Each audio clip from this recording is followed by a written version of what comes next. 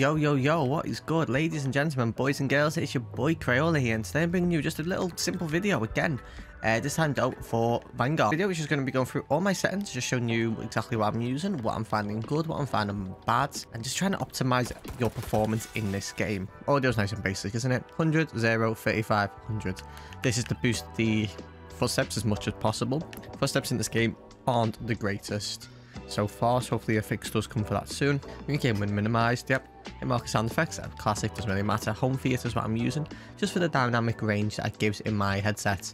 Headphones is great as well. It's a bit more narrow, if that makes sense, for the headphones. Jump between these two, they're the best. Killstreak music, doesn't really matter. Up to yourself, you want that on or off. I'm turning mine off now, should have been off in the first place. So the game sounds, your headset, voice chat on or off, blah blah blah. You know what's good with these. The interface is all generic as well, so there's not really much for me to show in this. You can obviously have your FPS counters and whatnot on PC. Down here though, what you want to do, you can have this change to what you want. This should actually be for me at 70. So let's keep that at 100. Let's put the vertical back to where it was. Yep, square, rotation on, crosshair bobbing, turn this off. The reason for this is, well, let me show you here. If I was to look at the crosshairs here, you don't want any of that. There's absolutely no reason to have this in at all. What you really want to do is just have it centered, letters on. Oh, this doesn't matter. Skip intro, I should have it on, blah, blah, blah, blah, blah. Anyway, let's get into the fun stuff. So let's look at our controller first. So I personally play on a 66111.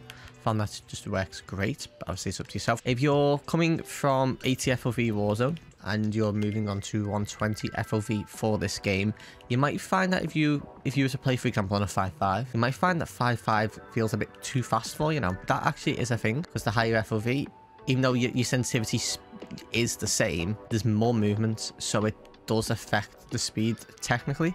So you can always just try and lower your sensor a bit if you wish to. That's why I've always found the 6.6 to be just a nice middle ground between not too slow, not too snappy.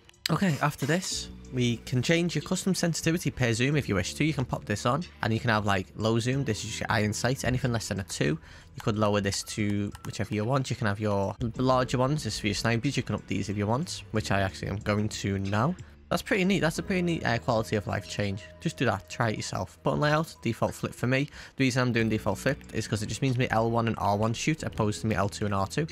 It just means you can get bullets out about quicker. And I also find it's more comfortable on my hand position. Okay, keep all these on standard unless you really like to have it inverted. Don't know why you would. Now here's a big thing. What you really want to do is change your aim response curve to dynamic. The reason for this is because standard, while it's been in COD for years and yeah, it's great, dynamic is the superior choice. The reason is for these finite movement, and linear is a bit tough. You can do linear if you want, but I definitely would just advise using dynamic. My controller vibration off, weapon fire threshold, turn this off.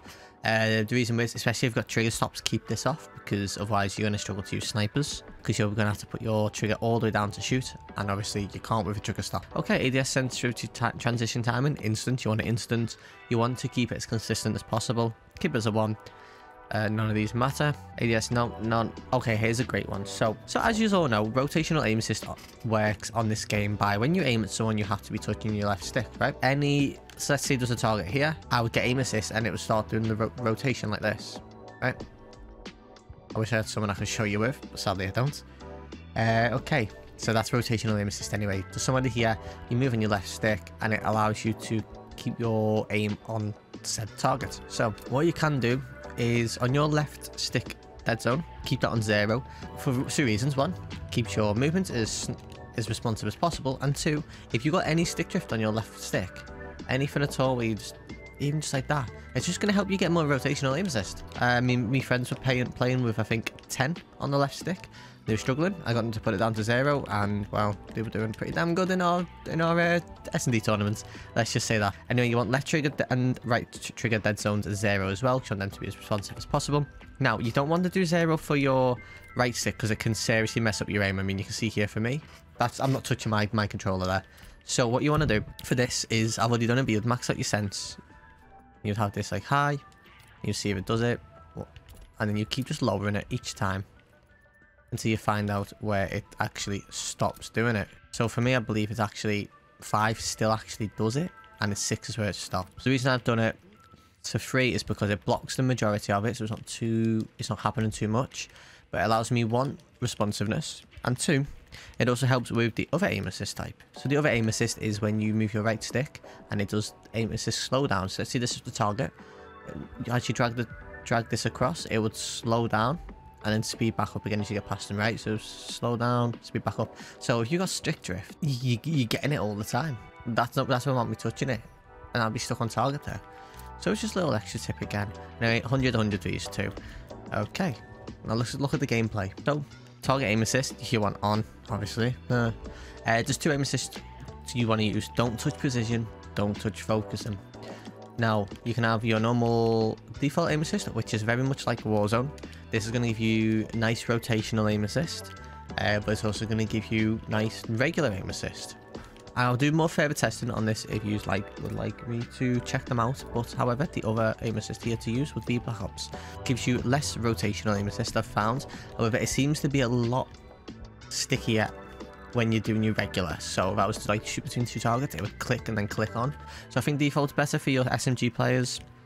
Black Ops is better for your more ranged AR players. More testing will need to be done on them, but that's the feel I've got so far for them, at least. ADS aim assist, obviously you want on, but that's only for campaign and zombie. It doesn't really matter. Keep this ADS and melee on. Right, now if you have this off, this is the next setting. So this is for movement, this is for slide cancelling. There's a setting called automatic airborne mantle. Now what you want to do is you want to put automatic airborne mantle partial on. Keep these as off. Keep these as off. The reason for this is it allows your slide cancelling to be a lot smoother, because sometimes what happens when you have it off is you get stuck in a crouch position, which obviously you don't want. You want auto move forward off, unless you have any issues with your hands, that might help you there. Sprint cancels reload, that's up to yourself. I've got that on just because I'm used to it in Warzone. Sprinting door bash means you can run through doors. Side behavior, you want this to tap, helps you with your movements, your slide cancelling. In that side behavior, hold. Equipment behavior, hold. Steady aim, hold. Prioritize reloads, what I'm using. Just means that when prioritize reload is the same as what's in Warzone. So it just means if you can pick up a weapon and at the same time as you can also reload, it will pick up the weapon and you have to hold to reload. It's just the exact same as Warzone, that's why I've got that on there. On toggle scoreboard, doesn't really matter, click it once and it comes on.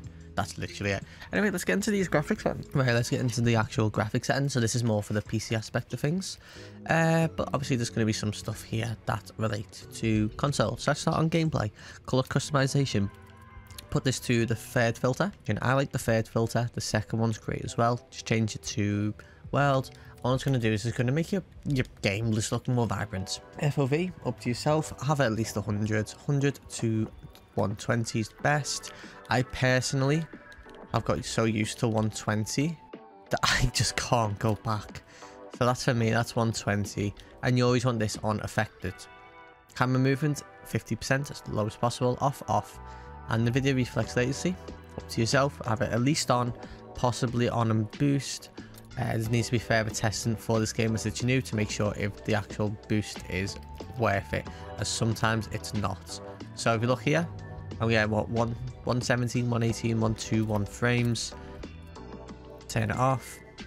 124, 123, a little bit higher, a little bit more consistent. So this you need to test yourself. Go to quality, render res 100. I play on 1440p. Dynamic you want off. Texture res. What you want to do is when you first come on the game, you want to set this to high, save your settings. Okay, so it's set to high and your settings are saved. Then you want to come back on and just drop it to low. What this is going to do is going to give you higher texture resolutions than if you just have it on low normally, but it's going to give you more frames than if you were using high. So you get the benefit of both worlds. Basically, you're going to get the low FPS boost, but roughly about the medium frames. Texture filter anisotropic. This is up to yourself. You can have high if you really want. It's not really needed, to be honest with you, though. I find low is the best. I've been doing a lot of testing for FPS. Low seems to be the best in this instance. You want your particle quality level to be on high, and you want your particle resolution to be on low. Now you want bulleted impacts and sprays. I have mine off. Shader quality you want low. Tessellation off. Level of detail short, low, low, cluster distance low, volumetric quality low. These are all very nice, but when we're trying to get frames and have the game look nice, these aren't needed because they are going to chalk your frames. My game looks great without any of that. I'm very happy with what I've got. The others, it's nice, but it's overkill. Shadows and lighting, we want off. This isn't needed, just a waste. Low. Now you want sun cascades, low. Cache sun shadows. This should be on. I don't know why mine's off. You want these on. You want spot size, low, low, low, off, off. Okay, so what we got here, we've got NVIDIA DLSS. Keep these off, it's not needed. There's two new things here though that we're going to discuss. One is Fidelity CAS. Fidelity FX CAS. This just sharpens your game. Let me show you what this does. I'll max it out for you. So you see that? Can you see that? No. Sadly, this doesn't pick up really on my recording. All it does is basically sharpen up the game. It makes it so easy to see people. It also makes the game look a bit funky. So that's up to yourself really if you want that on. The options there. I personally don't like it. Alternatively, you've also got these super resolutions. I wouldn't suggest doing these unless you're playing at 1440p at the very bare minimum. If you're playing at 1080, the only one I would touch is ultra quality. 1440p, ultra quality to quality. Anything higher, balanced performance. And it just gives you a really good boost of frames. So let's see, we're on what, 115, 116 frames? 115, 116. Let's pop this to ultra quality. And guys, this is the one that touches your quality the least. I'm on 144 frames there. Quality. 160, there's an extra 20. Balanced. 177. Performance. Nearly in the 200s. The issue is, the best one to do is just keep it off if you don't need it. But if you do need it, look between quality and ultra quality are the ones you want to mess with. Okay, and then after that, you got your anti-aliasing. You have to keep this on. I suggest going for filmic. Filmic looks nicer. And keep it on low to medium, 100 filmic strength, just to stop any noise. And after that, depth of field off. Use your VRAM. You want roughly about 80 to 85 for your VRAM. A little bit higher. These, you can start running into issues where you're using too much VRAM and there's not enough for other processors. So 85 seems to be the sweet spot for me personally. I'm on a 3060 Ti. Your graphics card might be different. Try about 80 to 85 and just go from there. Yeah, but guys, that is it for the video. They're literally the best settings to enjoy the game as much as you can. Now, let me just show you quickly. Well, I hope you enjoyed the video. And if you did, make sure to leave a like, subscribe for more videos of Vanguard. I'll be doing a lot more videos.